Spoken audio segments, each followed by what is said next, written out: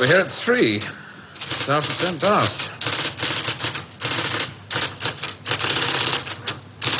He is in, isn't he? One of the big boys wants to see. He always pulls the same trick. Sends for you at 3 and sees you at 3:15.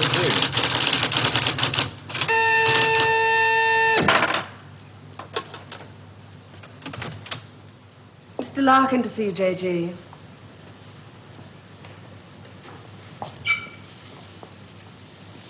I'm sorry for the captain. Sit down, Mr. Larkin. Thank you. Do you smoke these things? King of Kings, sirs. Yes. Were you surprised we got you to come here, Mr. Larkin? Well, I couldn't see what the CWNS would want with me. Still can't. Do you know anything about us? Oh, I heard 1 or 2 things when I was working with the BBC. What'd you hear? CWNS set up midway between the government and the TV companies. Anytime the newsreel boys put out stuff with security classification, wars, weapons, political leaks, they get their film through this office. What do we know about you? Larkin. Robert Santor. Yes, it's a family name. Good family. Good education. But you turned your back on all that, didn't you? Tried a little bit of everything. 1955, you wrote some plays for the BBC, then worked for them as a story editor. 1961, you got a 3-year contract as a director, which you didn't renew. Oh, the BBC weren't paying money. Well, you're in the money now, aren't you? In 1968. There's your flat in Holland Park, your cottage in Hampshire, 2 children. And a dog and a cat who commute with us to the country at weekends. Well, maybe you knew that already. 6 years ago, there were those shows you did on alcoholism, blood sports, slum clearance. People called you bright. Very bright. There were other words they used. Hard-hitting, vital. Now you do only 4 shows a year. The critics call them brilliant. They're high in the ratings, and they're, they're souffles. Little soft in the center. Don't think I'm complaining. Oh, you can complain if you want to. Just call it a friendly professional interest. I'd like to know what happened to alcoholism and blood sports. Call it reaching the age of 35. Call it school fees, 2 fixed addresses. Call it joining the establishment. Call it being a socialist for 15 years in a country that'll never be socialist. Good. There's your wife, Rachel. You married the girl next door. Your 2 children, Rebecca and Daniel, nice little family. 3 years ago, you got yourself a girlfriend. It was serious. Where the hell did you get that from? Just tell me where it stops. Lasted for 18 months. Your wife never knew about it, even when you nearly decided to leave her. Who are you? It's the initials JG, that's all I know. Never met you before in all my life. July the 25th, 1966. You finally decided to break it off with this woman. You said you loved her. You said you loved your children. It was 2 against 1. You had to add it up like that. Sorry, your cigar is burning my desk. Sheila told you all this? We have ways of finding things out. But why? If it's blackmail, the thing won't hold water. It's all in the past. Well, there'd be pain, of course, for Rachel and the children. But you wouldn't get anything else out of it. No, it isn't blackmail. We've just been interested in you for a long time. Interested? You went back to your wife because you said it was 2 against 1. I call that very responsible. We're interested in very responsible people. In fact, we have a little index for them. We call it their power quotient. A ratio of responsibility as against aggression. Yours is very low. 0.2. That's very low. Just what we need. Sit down. Please. I'm sorry, the language must seem rather strange at first, but we take it very seriously. Just to show you how seriously, I'm going to tell you how we checked up on you. We call these things surgical transmitters. One was fitted inside you when you went into the Charing Cross Hospital 3 years ago. Appendix, wasn't it? Transmitter? Are you trying to tell me that you listen to every word I say? A machine does. untouched by human hand. There's a little gadget in these things that ties up with the pulse rate. Puts a bleep onto anything that you're excited about saying. British. Power quotient, surgical transmitters, high-speed tape. It's Doctor Who. I'm for the real world, Jack. Good afternoon. I shall just have to give you an example. On July the 26th, 1966, you were talking to this girl, Sheila, about love. You said to her, I quote, "The kind of love I have for you, Sheila, well, it's bed love and it's more. It's staying in bed till 6 p.m. and saying I can't go to the office today. It's eating breakfast at twilight, laughing at leaves on the pavement." I don't believe there's any such thing as these surgical transmitters. You got Sheila to tell you all this. Then you wrote it down the way I might have said it. You're a good guesser.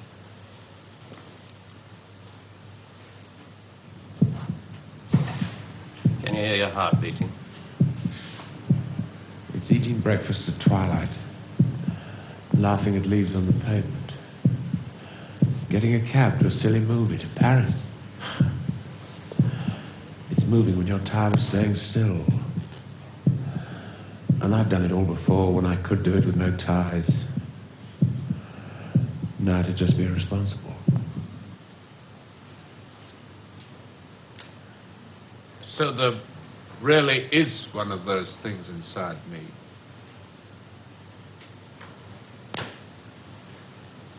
What do you want? We want people with low power quotients. We want them to work for us. Nothing more sinister than that. All this just to offer me a job. Special sort of job.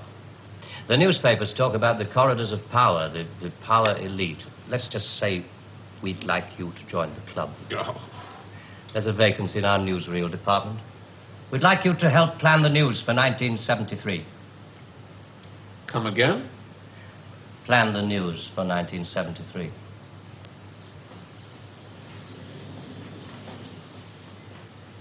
What are you doing? I just want to make sure the sunlight's real.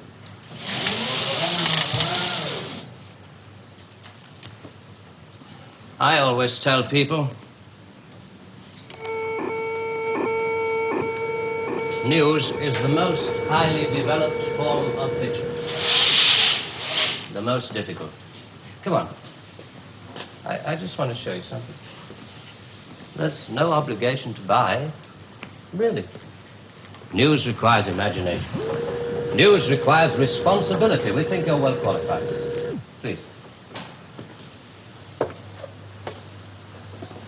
Double A security, sprinkler systems and other services do not operate beyond this point.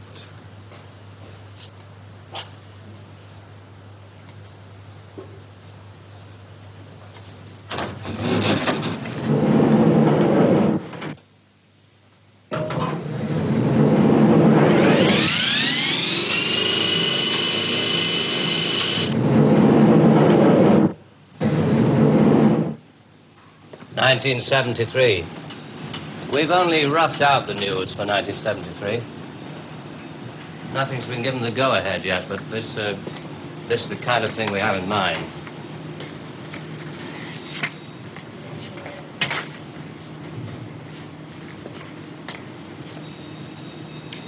Come.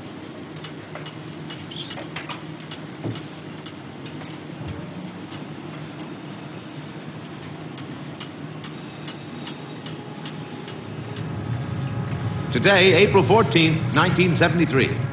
First historic pictures by Radstar of the combined U.S.-Russian landing on the moon.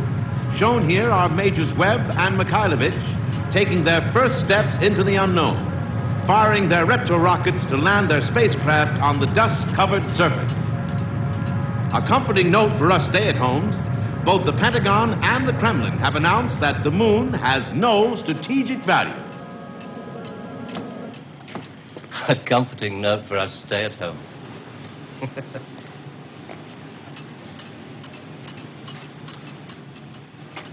I can't show you any film on this next model. We haven't photographed it yet. But this is the way it will sound. June the 22nd, 1973. The State Department releases film of the ultimate weapon, codenamed Icarus. This satellite is equipped with a solid reactor. In layman's terms, it can freeze air solid, stopping all missiles, killing all forms of life. Icarus orbits at the same speed as the Earth, can hang in position over every major city that threatens the peace-loving nations. Rather proud of this one. Come on.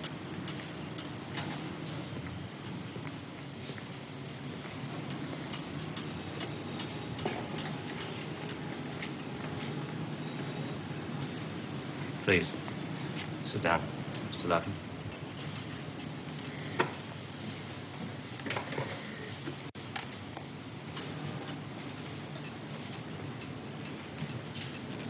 September the 5th, 1973. The new phase in global warfare. War by example. At 4:32 our time, China took out the remote Indian border village of Bandar, unprotected by the Icarus network. After the first 2 5-megaton H-bombs have fallen, the 9-way hotline finally Switch it off. effect. But This is going to happen in 1973. You're going to make this happen? No. We're going to make models, much cheaper. Then we photograph the models. Fake newsreels. That's fake newsreels. For the past 10 years, people have been looking at our fake newsreels and listening to our fake commentaries.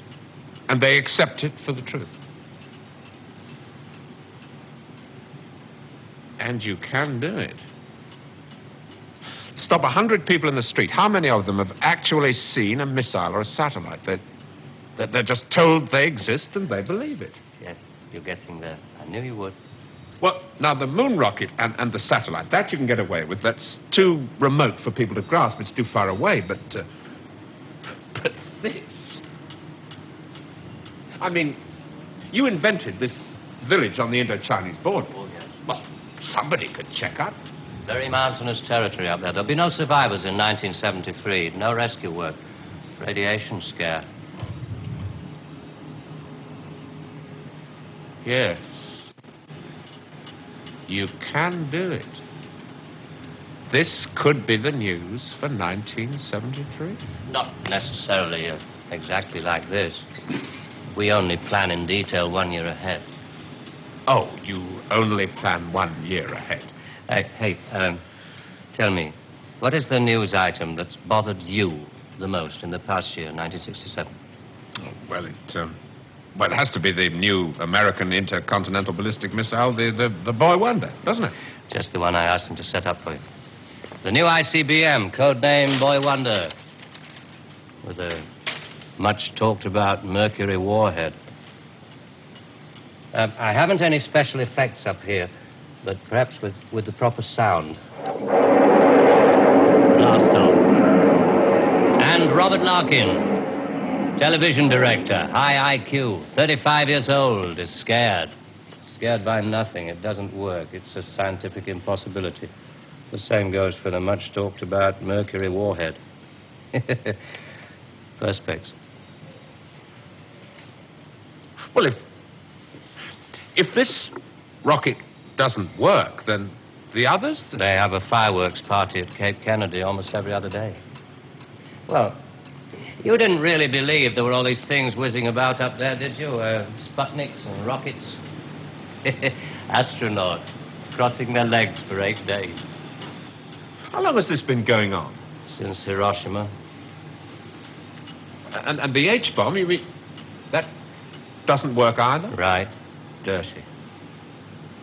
Very, very dirty. What was your first reaction? Relief. Oh, yes.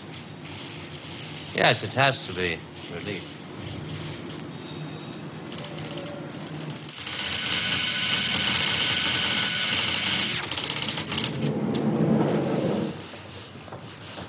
Only 12 people are allowed beyond this point. Most of them work in the photographic department, taking phony newsreel pictures of our models and processing film and so on. Sit down, please.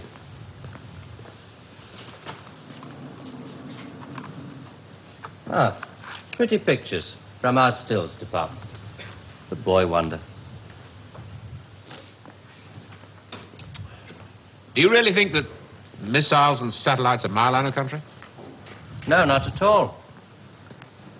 I've only shown you the hard news. There are other things, much softer things we thought might interest you. Well?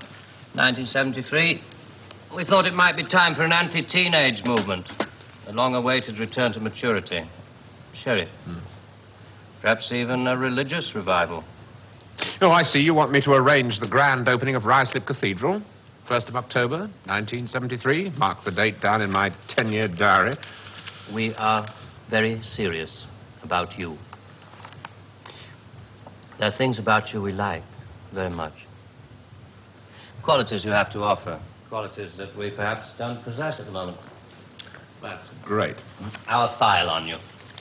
I have to return to July the 25th, 1966, the day you broke it off with this girl, Sheila.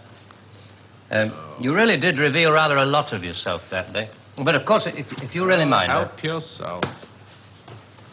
You said to her, it won't work, Sheila, and she said something, and then you said...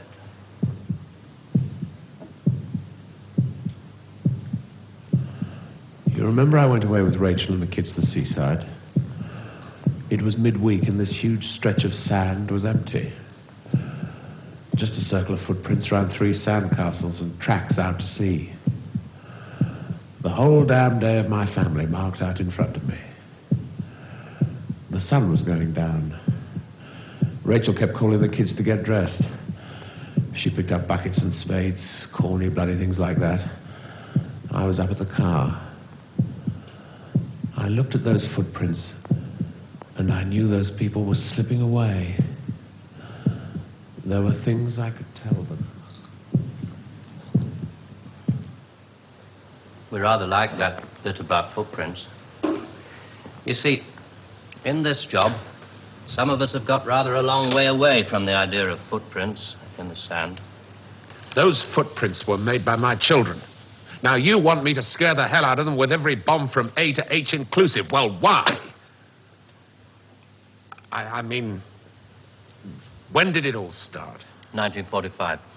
You may remember the Americans let off their 2 atomic bombs. Well, they didn't want other people doing the same thing. I mean, you do see that, don't you? Oh, I don't know. Well, to scare the people off, the Americans put it up, and the atomic bomb was halfway along the line to something much bigger, the hydrogen bomb. It didn't work.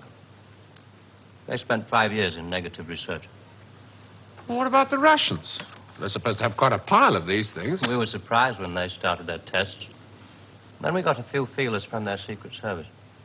Nowadays, we work very closely together. Oh, all these stories about spies going off to Russia. Mr. Philby, remember? Just good copy for the Sunday papers. Good copy. Well, the Chinese. I mean, they've just announced their bomb. Yeah, we played along with it. We recorded their phony explosion. We're rather hoping the Chinese will come along, complete the pattern, you know. In Vietnam, hundreds of people are being killed every week. Well, you can't do that with your models. No. And you can't cure people of bad habits in 2 generations. They like to carry rifles. They like to put lines on maps. And we let them because we control the situation. There's no danger of world war. Just a simple choice for everybody. Capitalism or communism. Strawberry or vanilla. It all adds up to the same thing now we've got rid of the big bangers. Well, how can you be sure that Johnson, Kosygin aren't working on other things? Poison gases, bacteria. Pathetic man of your intelligence.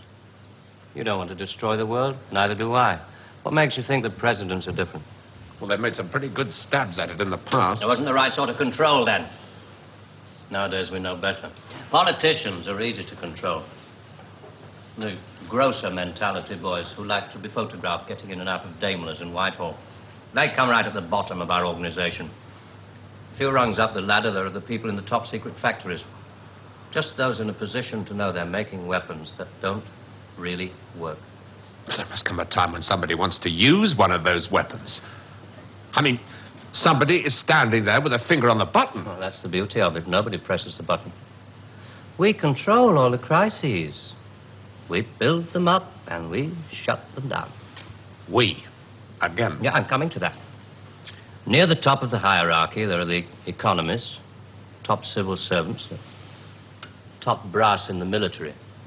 Those men who are supposed to view the nuclear tests and so on. And above them, CWNS. Right at the top.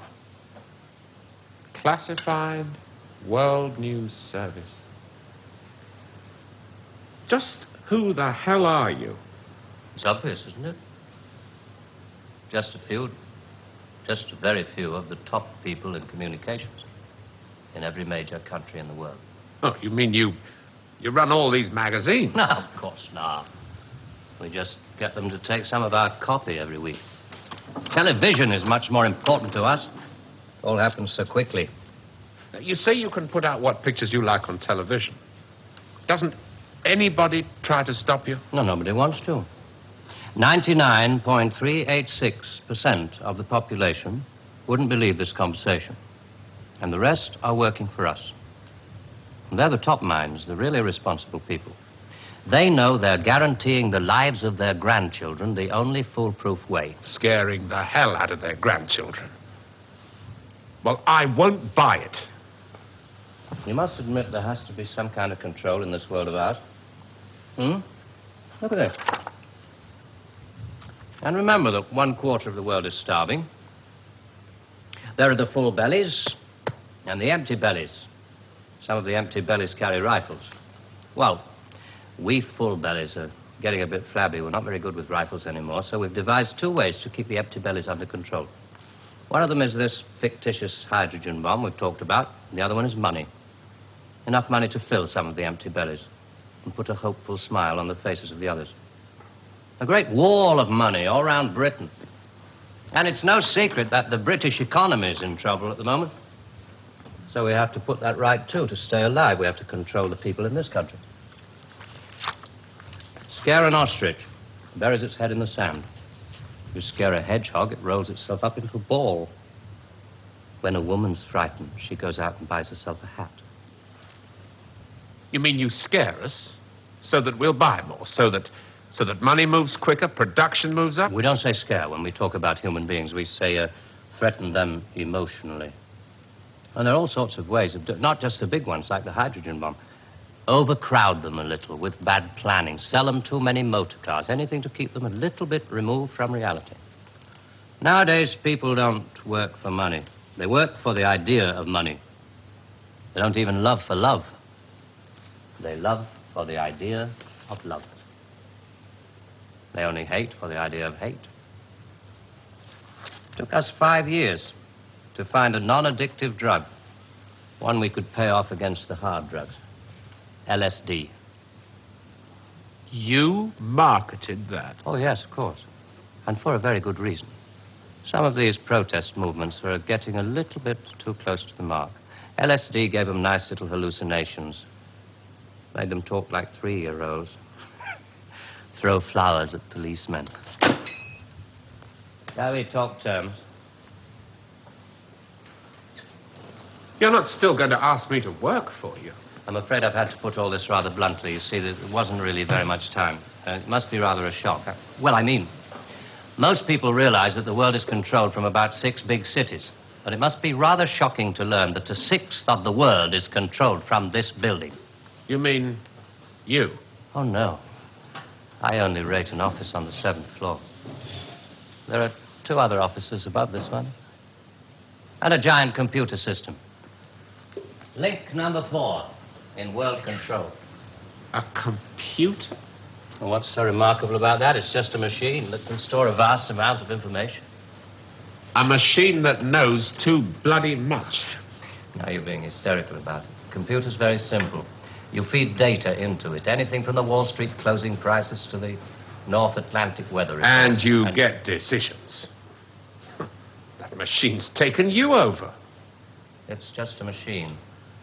Extra hands for the people who know how to control it. Well, This one above us, it's square in a box. Yeah, I suppose you could call it square in a sort of a box. Do you know why I go away at weekends? To get away from people in boxes. They live in boxes. They get their thoughts, their problems, and their answers out of boxes. And I like to get away at weekends because they're not people anymore. Now, you know all about me. My cottage in Hampshire. But did you know that there's a line of trees that goes right up past the house, and the noise they make is like the sea? Did you know that I find it difficult to sleep in the country? And I like to go and stand in the garden before dawn, and I feel good because I know that my wife and my children are asleep inside. And I like to go out and walk past the wet hedgerows until I can see pasture land and the smoke from the cottages in the village. This may be all very well for one of your grassroots programs, but I'm afraid time is running out. I ought to tell you, we pay a great deal of money. We can afford to. We save such a lot on things like the national defense budget, so on. We would start you off at £250,000 a year. Oh. Rising to £1 million when you make the Ministry of Morality, which I know you will. Will you let me out of here? One little point. I should have told you about these surgical transmitters.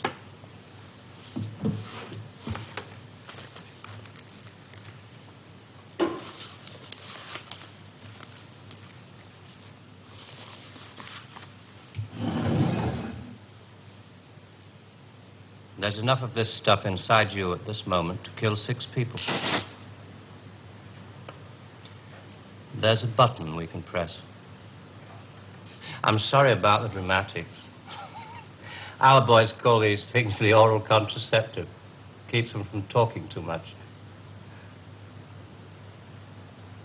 So there must be one of those transmitters inside you.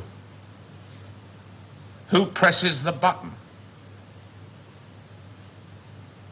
Extra hands.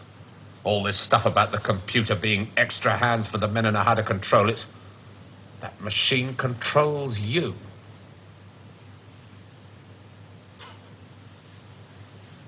You start on Monday.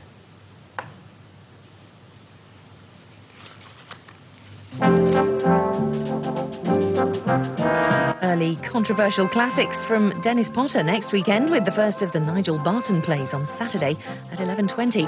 But next tonight, Tony Palmer's very personal film looking at the relationship between pop music, youth culture, money and violence. All My Loving in a moment.